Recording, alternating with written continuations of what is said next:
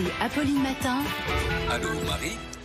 Allô Marie, eh bien c'est Victor Joannin ce matin. Vous avez une question de Tony. Tony pratique le saut en parachute. Il ne comprend pas pourquoi cette discipline est interdite depuis le début de l'épidémie. Oui, bah alors, oui, c'est en plein air. Oui, c'est même le sport de plein air par excellence. À la descente, hein. À la descente. À la montée. C'est juste Nicolas a Nicolas. raison. À la montée, on utilise un petit avion, un avion largueur. Et dans cet avion, la distanciation physique est impossible. Dans les centres, en plus, il y a souvent beaucoup de brassage parce qu'il faut récupérer le matériel. Plier les voiles, voilà pourquoi les centres se sont résolus à fermer leurs portes. C'est la fédération qui nous explique tout ça. Voilà.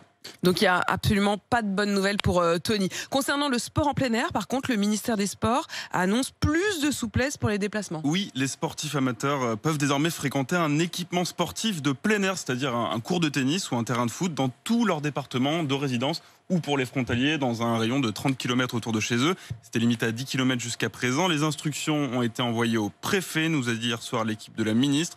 Attention, les sports collectifs non encadrés sont toujours interdits, donc en théorie, le foot entre copains ou entre copines, c'est pas possible, mais les joueurs de club ont le droit de s'entraîner parce que les clubs peuvent faire appliquer la distanciation physique lors des entraînements avec des exercices adaptés.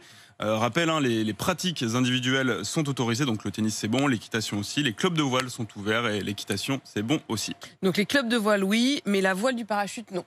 Voilà, non. Ouais. Donc on a bien Toutes les voiles ne compris. sont pas autorisées.